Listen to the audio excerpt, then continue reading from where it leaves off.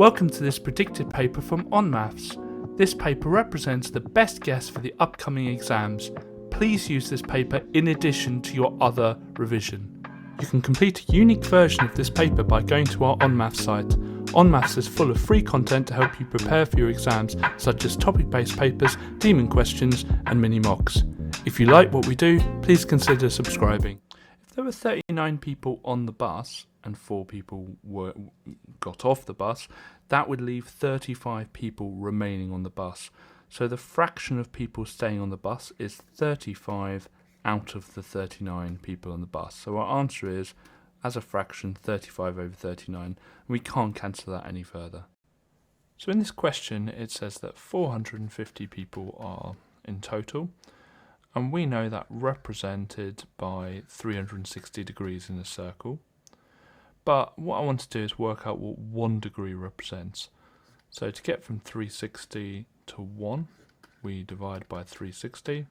So we're going to do the same on the other side. So 450 divided by 360 is 1.25, or 1 1/4. So 1 degree represents 1/4, or 1 1/4 people. Okay, and we're asked to find how many people answered no, which is 140 degrees. So we want to find out what 140 degrees is. So we obviously need to times that by 140. And we're going to times the other side by 140 as well. And when we do that, we get 175. So it'd be 175 people said no. So for this question, we need to convert the percentage to a decimal. So to do that, we get that 8.9%, and we just divide by 100. And so that will give us 0.089. And so we get that 0.089. Of normally means times in maths, so we just go times that by 457, and that will give us 40.67. When collecting terms, you've got to make sure you're collecting like terms. So what I'm going to do is I'm going to write this question out, but I'm going to use a different colour for all the things that are like terms. So we've got the 14x, we've got the 8x squared, we've got the 8x, and we've got the minus 5x squared.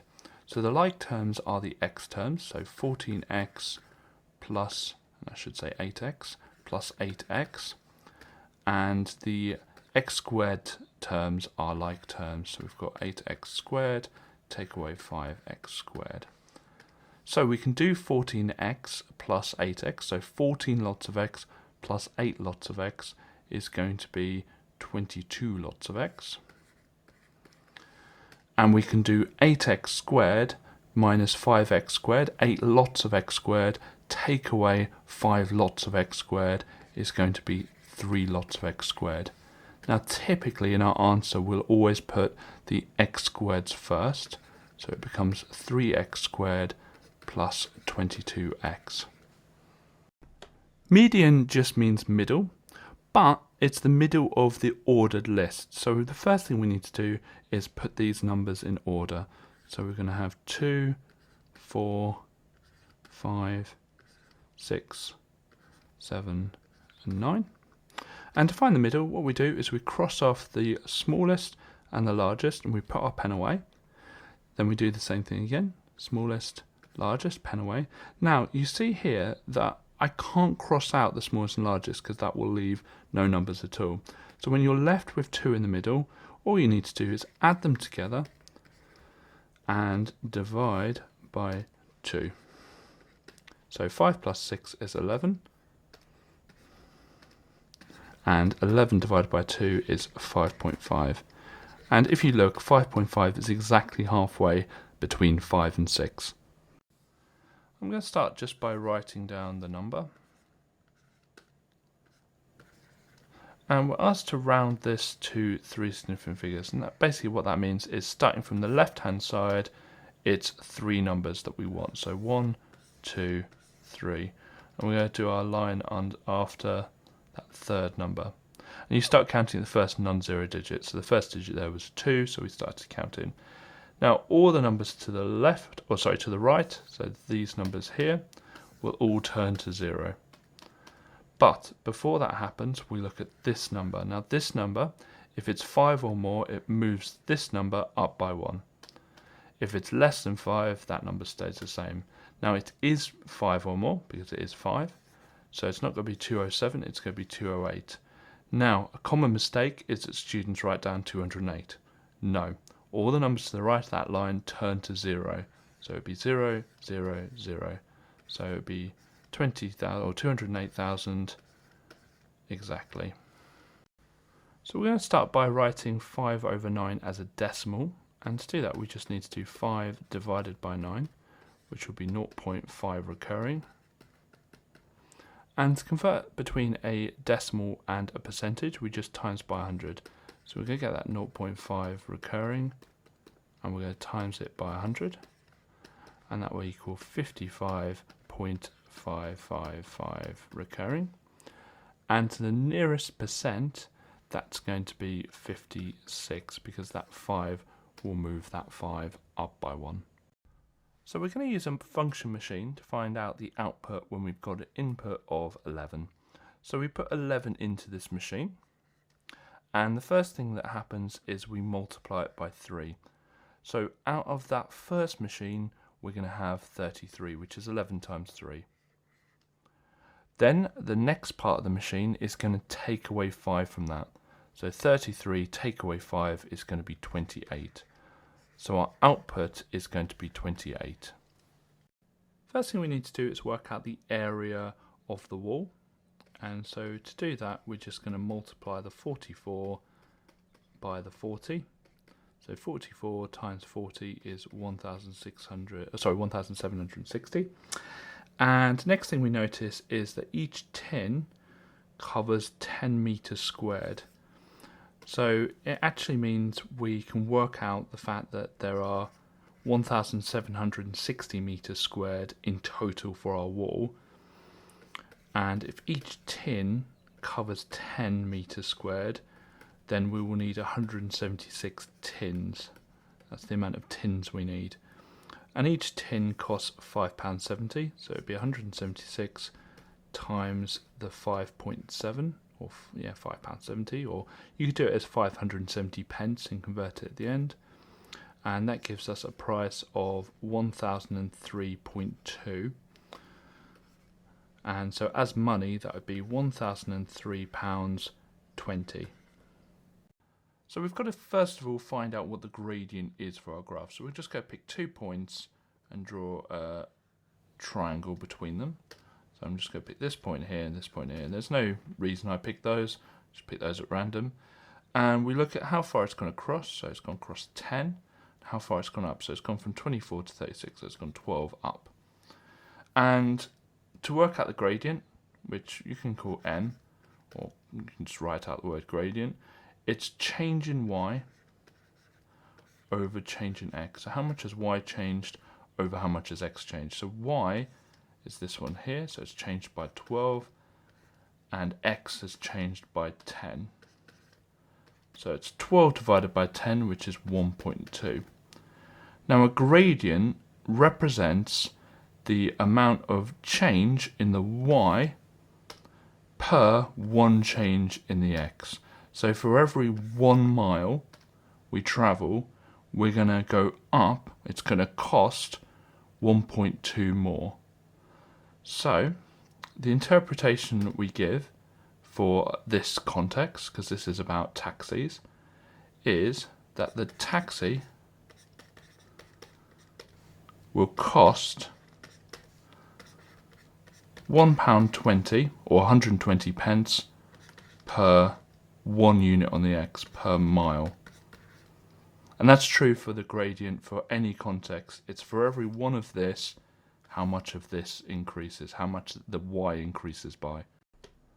Mode just means the most common or most frequent, and modal is exactly the same. It's just the most frequent amount of coins we're looking for.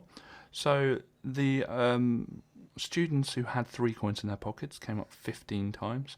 Students had 4 coins in their pocket, well there were 16 of them. there were 15 students who had 5 coins, 17 students who had 6 coins, and 12 students who had 7 coins. So the most frequent amount of coins a student has in their pocket will be 6, because it happens 17 times, which is more than any other amount of coins. So we need to rewrite this fact here so that it looks like this. So I'm just going to focus on this fact, and what I'm going to do is divide 99 both sides. So we end up with 24 equals 2,376 divided by 99. Now you can see that that looks like that, which is kind of the point.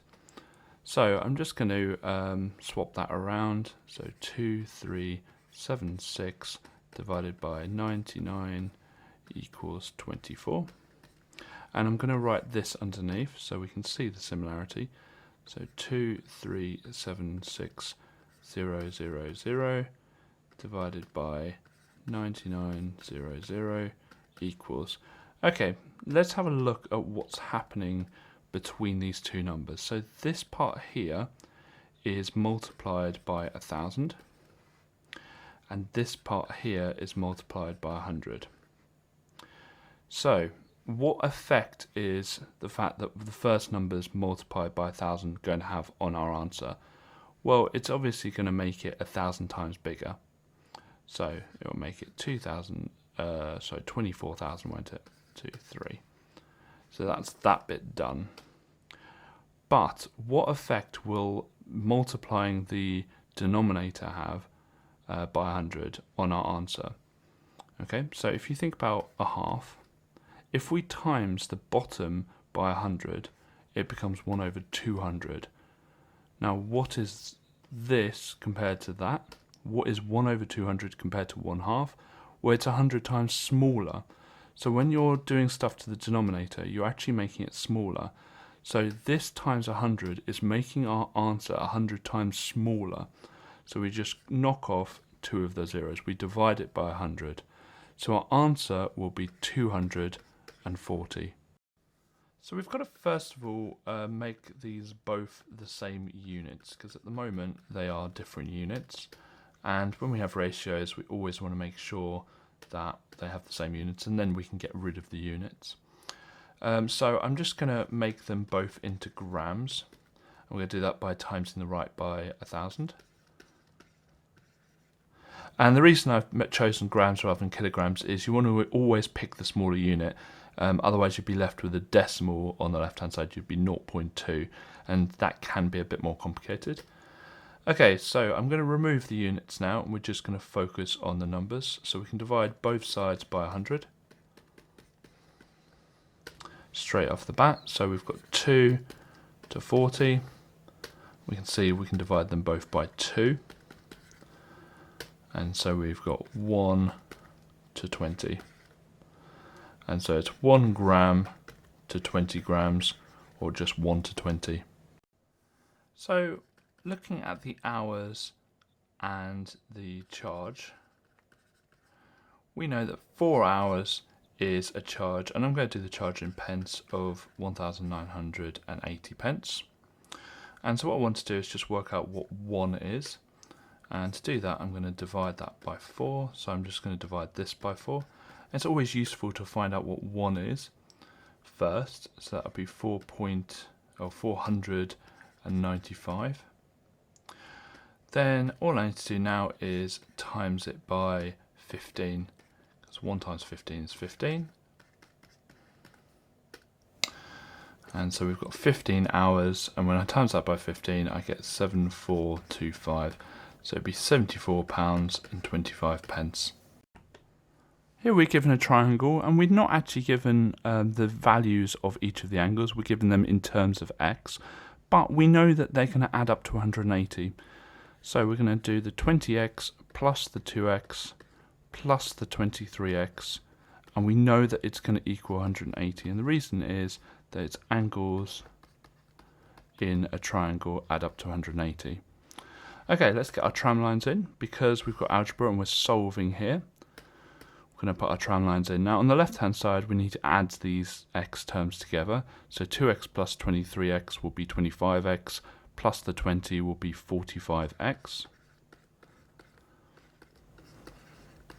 And what we're going to do to get x on its own, we're going to divide both sides by 45. So we're going to divide by 45 both sides. And we're going to end up with x equals 4. So you do need to know the parts of a circle. So the full distance around the circle is called the circumference. If you've got a little bit of it, it's an arc. If you've got a line across it, that would be a chord. And the part that's kind of trapped in there is called a segment. Then if you've got a line across the circle going through the centre, that's a diameter. If you've got a line just going to the centre, if I can draw it properly, then that's called a radius. If you've got a line that touches the circle just on one point, like that, that's a tangent. But in this case, we have a sector. All probabilities have to add up to 1, and so the probability it will rain tomorrow is 0.15, and so the probability it won't rain is 1 minus 0.15, which will be 0.85. Rate is always something over time, so in this question we can work out the rate as being the pay, or the final pay, or whatever, over time.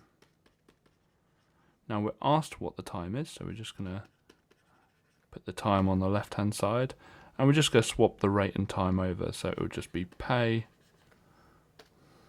over rate. The pay is £180. The rate is £12 an hour. So it'd be 180 divided by 12, which is 15. So it'll take 15 hours. I'm going to start by working out what the building is, or the width of the building is, in centimetres. So it says 33 metres, and I'm going to convert that into centimetres by timesing by 100.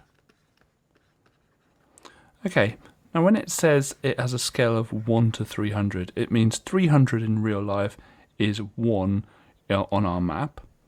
So all I need to do is divide it by 300 to find out what it's going to be on our map. So we'll just divide that by 300 and I get the answer of 11. So it's going to be 11 centimetres on our map. So for this question, I think of the ratio in terms of piles. So food is getting 37 piles of money and drink is getting 4 piles of money. So we've got to first of all work out how many piles of money we have. So we're going to do 37 plus 4, and that will give us 41. So we've got 41 piles of money.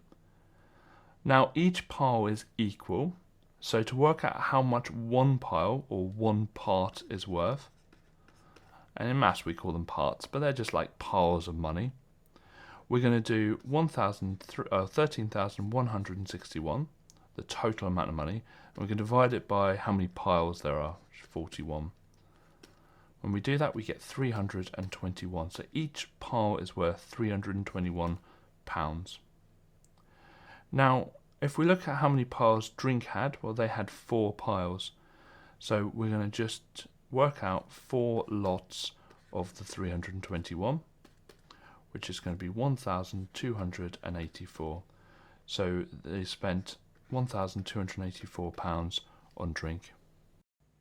The key to estimating is that normally you will be rounding numbers to one significant figure and then working out the answer. So I'm just going to rewrite this fraction here, but instead of 93 we're going to round that to one significant figure, so that will be 90.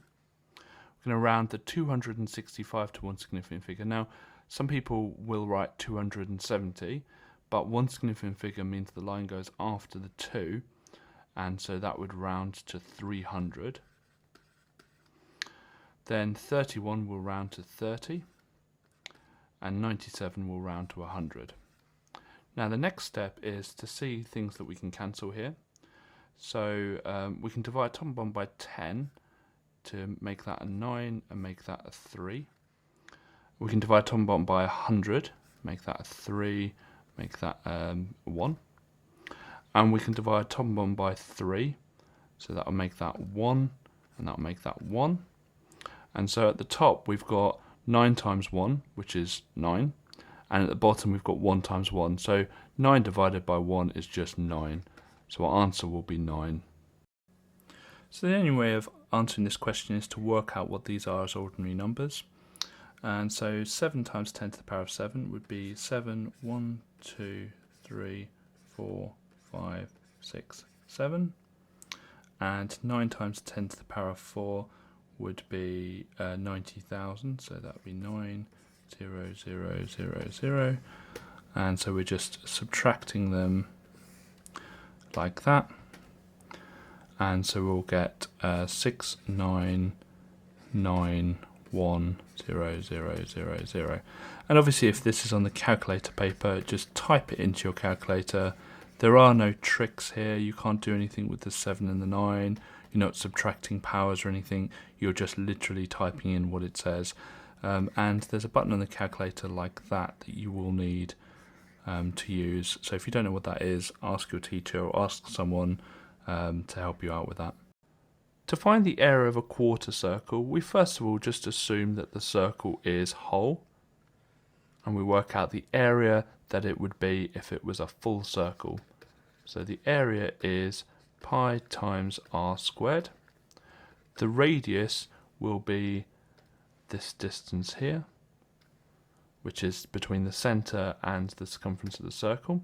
So it's going to be pi times 22 squared. And when you do that on the calculator, you get 1520.530 blah blah blah. I'm going to keep that into my calculator because we don't have a full circle, we only have a quarter of a circle. So if we're looking for a quarter of a circle, what we want to do is we want to divide that area by 4. So the area of the quarter circle is going to be the 1520.530 blah blah blah divided by 4. So you keep it in your calculator from before and just type in divided by 4, and we get 380.132 blah blah blah. It says it wants it to 2 decimal places, so we're just going to round that to 380.13. So we need to first of all work out the amount of machine minutes it takes to make a toy. And what we do is we multiply the amount of machines by the amount of minutes. So 5 times 40, which would be 200. So if we had one machine, it would take 200 minutes to create one toy. Here we're asked, well, okay, what if we wanted a toy every 8 minutes? So we get the 200 and we divide it by 8. And when we do that, we get 25. So if we had 25 machines, we would be able to make it every 8 minutes. And the logic here is 5 machines. So this is machines and this is minutes, is 40. Then 8 minutes. Think about it, we divide that by 5 to get to 8, and so if we divide the amount of minutes by 5, we actually times the amount of machines required by 5. So this is called an inverse relationship. So if one doubles, the other halves. If one divided by 5, the other will times by 5. So our answer here is 25 machines. There are 2 rules for things to be in direct proportion. The first rule is you must have a straight line, which we do on this question. The second rule is it must go through the origin. So we're looking for a line like this or like that, somewhere in that region there. Now, this red line does not go through the origin, so A and B cannot be in direct proportion. So we're given 21 to 4 is the ratio. We're just going to have our lines in, because what we need to do is make the left hand side be 1. Okay. And to do that, for 21 I need to divide it by itself, divide it by 21, and we're going to do the same to the right hand side. So 21 divided by 21 is 1. Perfect, that's what we wanted. 4 divided by 21 is 0.190, blah, blah, blah. It says it wants it to 2 decimal places, so it's going to be 1 to 0.19. The first thing to notice is that the tree must be closer to CD than AB. So if we draw a line across the middle, it can't be in the top bit because that would be closer to line AB. The second piece of information that is given to us is it must be at least 11 meters away from point C. So we get our compass out and measure 11 centimeters, or whatever the scale we're using in this diagram is, and we draw a quarter circle from C. And it says shade the region that it can be planted. So this is the region that represents closer to line CD than AB, but also not within 11 meters of point C. To draw a quadratic graph, we want to find as many values as we can. Because it's a curve, with a straight line graph you only need 3 points. With a curve you need as many as you can get. And now we're actually given a table here to fill out, and so I'm going to start off with a 0 here, and here we want to substitute in the x equals 0 into our equation. So we've got y equals x squared plus 11, so it's y equals 0 squared plus 11. 0 squared is just 0, plus 11 is going to be 11. We're going to do the same for 1, so y equals 1 squared plus 11. 1 squared is just 1, 1 plus 11 is 12. Same again for 2, 2 squared plus 11. 2 squared is 4, 4 plus 11 is 15. Now the minuses are a little bit more difficult, but not that much difficult, because when you square a negative you actually get a positive. So minus 1 squared is just 1, 1 plus 11 is 12. And then minus 2 squared plus 11, minus 2 squared is 4, 4 plus 11 is just 15. Now you can see here we get a nice little symmetry, and we're going to plot this onto our graph here. So 11 is going to be here, 12 is going to be here, so both of these are 12, and 15 is going to be here. Now when you join them up, what you want to do is avoid having a V. Okay, in the mark scheme specifically it says that the bottom needs to be nice and smooth, and avoid something called feathering where it looks like that. You just want one smooth line. Now the best way I find of doing it is turn the page sideways, which I can't do with mine, but you can turn your page sideways and just one smooth line, and we're going to do a nice smooth bottom there. And I just need to lift, try not to lift with yours, and that should be good enough for full marks. Let's just try it again, just have a bit more of a lift like that. That's also good, and I can do this all day. Like the ones that are bad are the ones with gaps, or the ones where they miss points. So if you had yours like this where it just missed that point out or something like that, that would not give you the mark. You just want one nice smooth, just slip there a little bit, nice smooth, and that probably wouldn't, because you can see that I've kind of hesitated there. So it just takes practice, and as I said, if you turn the page sideways it's a lot easier to draw a C than a U. So I'm going to start just by writing out the equation, and I can put my lines in. Okay, we're asked to make x the subject, so we're going to first of all add 10 to both sides. In fact, I'm just going to move all this over a little bit so I've got a bit more space. Okay, so we're left with m plus 10 on the left hand side, and we've got 1/7 x on the right hand side. Now to get rid of the 1/7, what I can do is just times both sides by 7. So 7 brackets m plus 10 equals x. So x therefore would equal 7 brackets m plus 10, but it says expand your answer fully, so we're just going to expand the brackets, 7m plus 70. So if we imagine we've got the 25 metre pipe here, and we've got the 35 metre pipe here, the question's basically asking us what can we cut all these pipes into, and they all have to be the same length that will fit with the 25 metre and the 35 metre.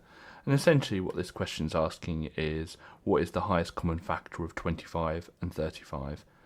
So to find the highest common factor, what we do is we just find the factors of 25, which is 1 and 25 and 5 and 5, and the factors of 35, which will be 1 and 35 and 5 and 7.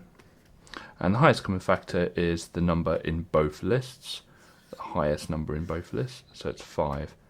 So what we can do is we can cut all of these pipes into 5 metre pipes.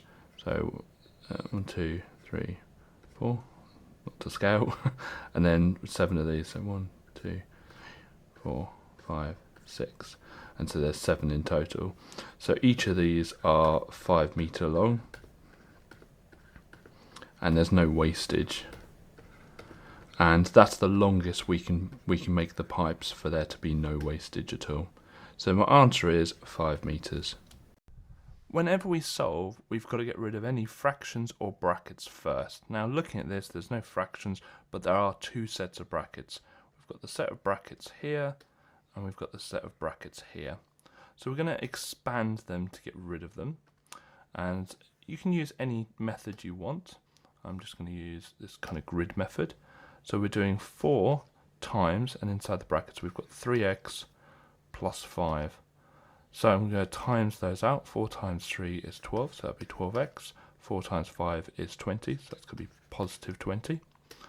And I'm going to do the same for the other set of brackets. Now on the outside of the brackets we've got to be careful here. It's not a 5, it's a minus 5. And inside the brackets is an x and a 2. So minus 5 times x is minus 5x. Minus 5 times 2 is minus 10. So when we put it all together, we get 12x plus 20 minus 5x minus 10. And then the rest of it is just equals 52. So I'm going to start by putting my lines in because we're solving. And I'm actually just going to start by collecting the like terms on the left hand side. So 12x take away 5x is going to be 7x. And 20 take away 10 is going to be 10.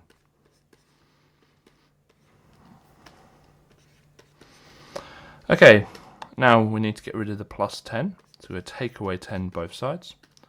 So we've got 7x equals 42. And then we need to get rid of the times 7, so we're going to divide 7 both sides.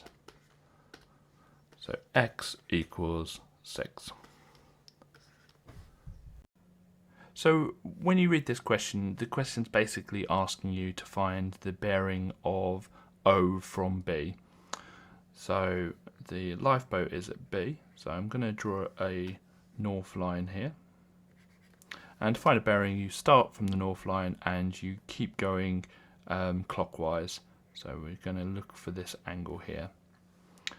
Now, this angle, which is given to us in the question, and this angle here, which I'm just going to call x, are going to be equal. So x is going to equal 135 degrees. And the reason for that is we've basically got, and I'm just going to draw or extend the north line down, because we've basically got well, we have a set of parallel lines here, and we have a set of z angles, which we know is alternate angles. So the reason for that is it's alternate angles. And always show the reasons to the examiner. Okay, and so to find out what the bearing is, so the bearing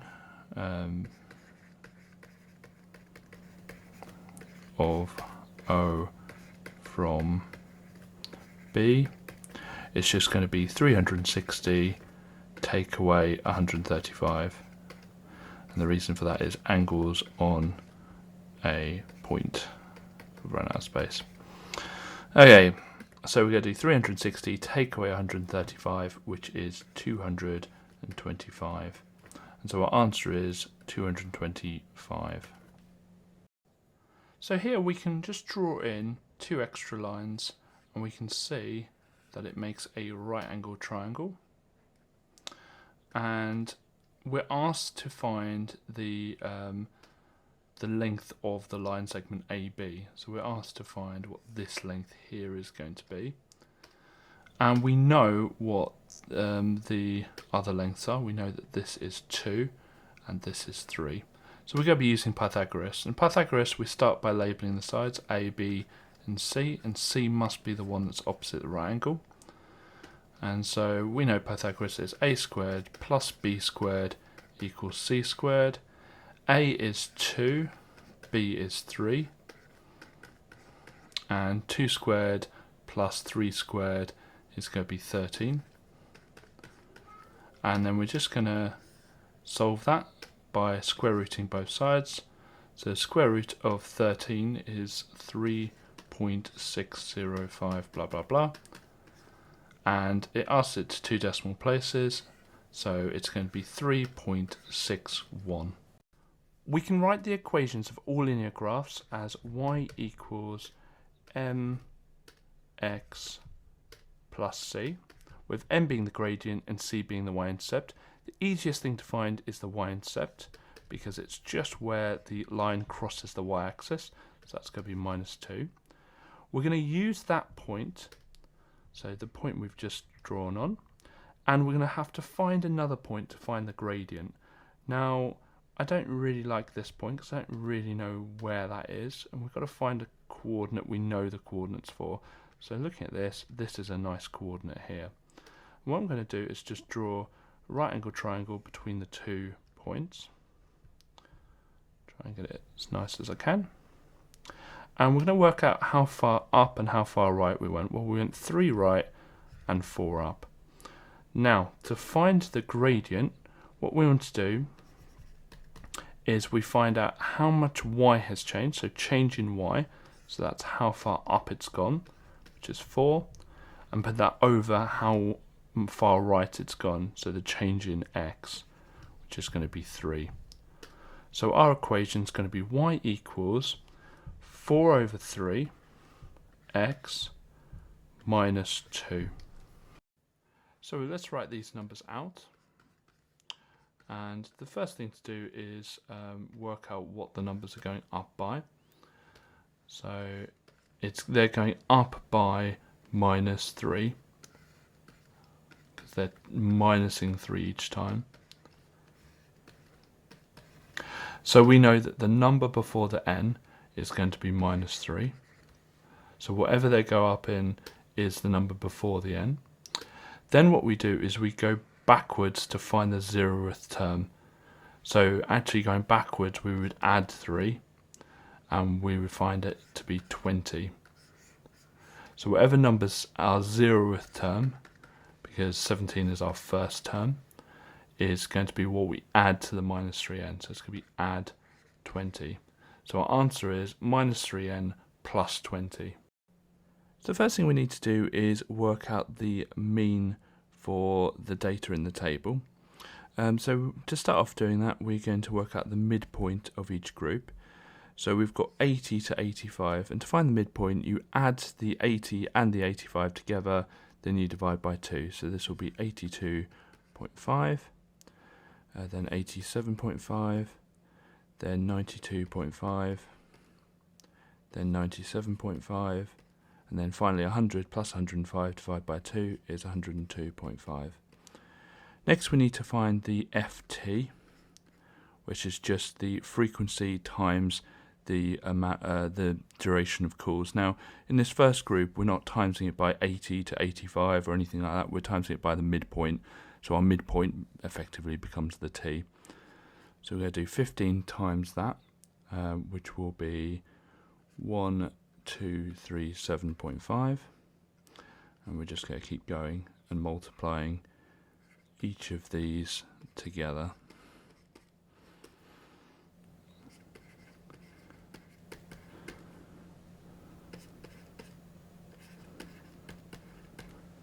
And then finally 2050. Right, next we need to add up the frequencies and add up the FTs. So we're going to have the sum of the frequencies. So I'm just adding all this column up, and that will be 80. And we have sum of the FT. And so we're going to just add this column up here. And so that would be 7,450. So what this column represents is all the numbers added up together. This column represents how many numbers we have. So to find the mean, it's all of the numbers added together, which will be 7,450, over the amount of numbers we have, which is 80. So when you do that, we get 93.125. Now this question is about the improvement that we've made, or that the manager has made, the call centre's made. So we're looking at subtracting the 93.125 away from the last week, which was 105. So we're looking for improvement. And we're going to do 105, take away the 93.125. And that's going to be 11.875. Now it does ask for 2 decimal places, so that will be 11.88. To find the error interval, I start by just drawing a number line, and we're going to put the number in, so 50.14. And we're going to think to ourselves, well, what would the next number down and the next number up be? Well, it's the nearest hundredth of a gram, so the next number down would be 50.13, and the next number up would be 50.15. Then to find the lower bound and the upper bound, or the highest and lowest it could be, we just find the halfway points between those two. And so the halfway point here is 50.135, and the halfway point here would be 50.145. So the lowest it could be is 50.135, the highest it can be is 50.145, and it asks us to use W for the weight, and we're going to show this with inequalities. Now it can be 50.135, so it's larger than or equal to 50.135, but it can't be 50.145 exactly, otherwise it would round to 50.15, so we don't put the line underneath the inequality. So we've got to first of all understand what standard form is, and standard form is a number that is between 1 and 10, but not including 10, times 10 to the power of another number. So to find out what the numbers are going to be for our standard form, we're going to just write down the decimal first, so 0.098, and we've got to put a decimal point in somewhere to make this a number between 1 and 10. So if I put it in here, that would make it 9.8, and we're ignoring the zeros to the left hand side. So we know that our standard form is going to start off with 9.8 times 10 to the power of something. Now this times 10 is always going to be there. It's never divided by 10 or anything like that. It's always times 10. Next, we've got to find out what the power is going to be. So first of all, if it's a small number, if it's a number less than 1, which this is, it's a small number, it's going to be a negative power. And the next thing we do is work out how many jumps we had to do. So it would be 1, 2 jumps between where the decimal point was and where it is now. So 2 jumps means it's going to be to the power of -2. So I'm just going to write this out again, just so we've got a bit more space. Okay, the way we solve this is very similar to solving an equation with equal signs, but this time we're going to do 2 tramlines because there's 3 sides of this inequality.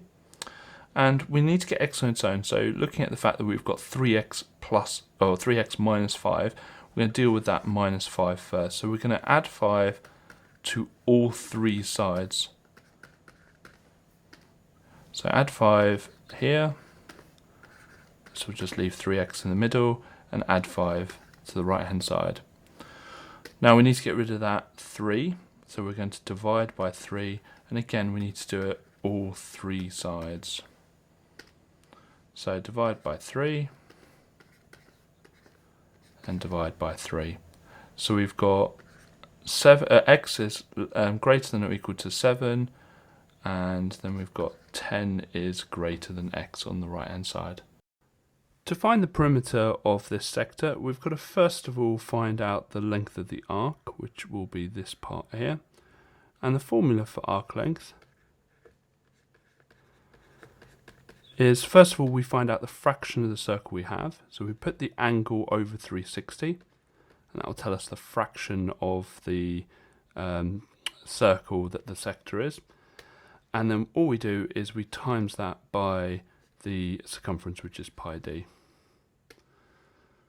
And so that's going to be 49 over 360 times pi times, and the diameter would be twice the radius. The radius is 7, so it would be times 14. When we do all of that, we get 5.986, blah, blah, blah. But that is not the perimeter yet. Perimeter needs to include, get the right ones, needs to include these parts here. So the perimeter will be the 5.986 plus a radius plus another radius. And when we do that, we get 19.986, blah, blah, blah. And we want to round it to 2 decimal places, so that will be 19.99 centimetres. So when we're doing column vectors and adding and subtracting them, we just literally add and subtract the top and bottom numbers. So A plus B minus C will be, just looking at the top, 9 plus 18 minus 9, 9 plus 18 minus 9, which will equal 18. And the bottom will be 9 plus minus 18, so really minus 18, and minus 9, and so that will be minus 18. So our column vector will become 18 minus 18. So the way this formula works is we have m, which is the final amount. The 2000 here is our initial amount. The decimal in here is our multiplier, and the power here is the amount of years. So the way multipliers work is they are the percentage divided by 100. So if we go the other way and times it by 100 to make it back into a percentage, it will be 102.9%. Now it says, what is the interest rate of the bank? Well, the interest rate is always going to be 100%. Well, this 102.9% is 100% plus the interest rate, which will equal the 102.9%. So the interest rate is going to be the 2.9%. You always start off with 100%. So if I put £5 into my bank, I've got 100% of that £5, and then the interest rate is on top of that 100%. So our answer here will be 2.9%. So the angle of elevation is when you are looking horizontally, like here. It's the angle that you have to look up to see something, so that castle. So this is the angle of elevation here, which I'm just going to call x. And we've got a right angle triangle here where we have two lengths and we're looking for an angle, so we're going to be using trigonometry. So we're just going to label this up. So we've got the opposite here, adjacent to here. We don't need the hypotenuse at all, so get rid of that. Let's just put our SOHCAHTOA in. So we've crossed out the hypotenuse, so it won't be sine or cos, it will be tan. So it will be tan x is equal to the opposite, which is 49 over 98. Get our lines in. And we're going to do the inverse tan of both sides. And so the inverse tan of 49 over 98 is 26.565, etc. And it says it wanted the nearest whole number, so that will be 27 degrees. You can complete a unique version of this paper by going to our onmaths site. onmaths is full of free content to help you prepare for your exams, such as topic-based papers, demon questions, and mini mocks. If you like what we do, please consider subscribing.